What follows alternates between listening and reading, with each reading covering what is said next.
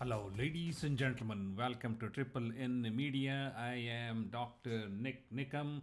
This is another lecture in the series of life lessons. The focus of topic today is going to be stress. What causes stress? Can you look at that picture? Man, this man is extremely stressed out. He is going to need some help. Yes, indeed, I'm going to show you how to get some help. What is stress? How does it present itself in our everyday life? What causes stress and how can we control stress? We may not be able to totally eliminate stress because stress is a body's response to challenges. If you want to get up and go to another area, your body has to do certain things.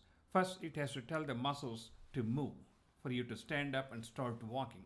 And all of these are interconnected through hormones from the brain to the hypothalamus to the neuromuscular system in the body. So all these things relate to causing desired effect.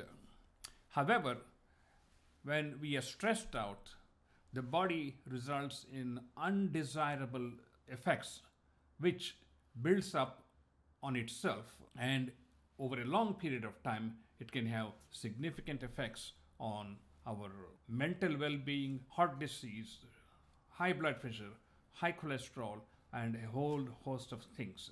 So let us look at and see what causes stress. Stress, as I told you, is a body's response to an acute challenge. Anything the body doesn't like, it reacts. I can't handle this. Oh man, I'm sitting here for the interview. I don't know the questions. I don't know the answers. What am I going to do?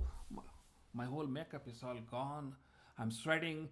I'm feeling palpitations. My hands are nervous. I'm feeling a little dizzy. Everything is going around woozy. Ooh, what am I going to do? Calm it down, boy. Calm it down, ladies and gentlemen. Calm it down. Any kind of stress.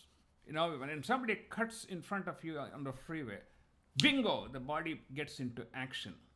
It either responds with what I called the fight response or a flight response. A fight is, I'm going to smack you.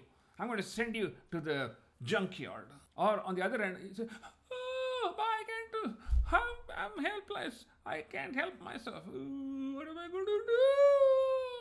The fight response is brought on by the sympathetic stimulation. When we have this stressful impulse, like someone cutting in front of you on the freeway, that sends the signals through your visual and auditory system to the brain.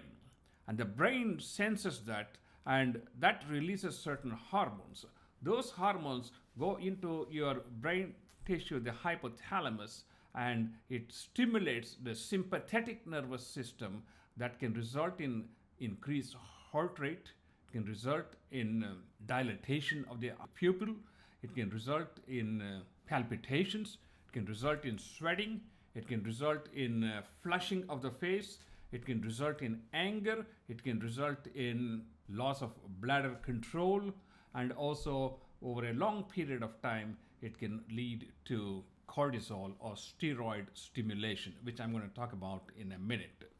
Whereas on the other side, the parasympathetic response is known as kind of a meek response. It's kind of a weak response. Like if you're facing a bully in a fight, you know you're going to lose, but you don't want to die. But you're just trying to hold yourself. But as the bully walks towards you, you feel like you're helpless. All of a sudden, you feel like you're losing control. All of a sudden, you feel like you're sinking. And exactly that's what's happening. This parasympathetic system sends impulses through the parasympathetic system to the body and says, okay, I'm going to slow down your heart rate. I'm going to dilate your blood vessels. What happens when you slow down the heart rate and you dilate the blood vessels? The blood pressure drops, the heart rate drops, the brain circulation drops, and you drop. You see, get the message? The heart rate drops, the blood pressure drops, the brain circulation drops, and you drop. That's why people faint. and that is called the common faint. That is through the parasympathetic system. But all these hormonal changes last only a few seconds. That's why you see people waking up after 30 seconds or 40 seconds or a minute. They wake up and say, "Oh, what happened? Where am I? How did it happen?" But that's the parasympathetic response or the flight response. You're trying to run away from the stress, but this bully is coming towards you. You just don't have a choice, and that's how your body responds. Now you know how a body responds in an acute situation. That is, you're facing an unknown threat, and your body immediately gets into action. Either it tries to fight, like in a even fight, and try to win, or you just give up. On a long-term basis, if it's like you got a bad relationship, trouble in the paradise, or you're having problem with your kids, or you're having problem at your work, a constant barragement of negative impulses coming through your mind and body and from your environment, all the surroundings. When that happens, the body continues to send all these negative impulses, and all these negative impulses act upon your hypothalamus. The hypothalamus says, "Man, I'm stressed out. My body is stressed out." So it says, "I need to release some steroids." So it releases the corticotrophin releasing hormone, which acts on the pituitary gland to increase the production of the ACTH.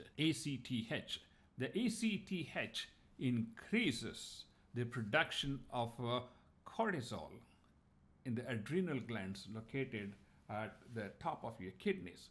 What does cortisol do? Cortisol may be very good medication to alleviate pain in an acute pain situation in a back. When people inject steroids, you feel like you're back to normal. But on a long-term basis, when body's cortisol level is continuously increased, it has devastating effects. You gain weight, you look bloated, your cholesterol level goes up, your blood pressure goes up, it increases the blood sugar level, and it has significant long-term implications. So these are some of the responses that we see for an acute or a chronic stressful situation. And don't feel bad, there is help.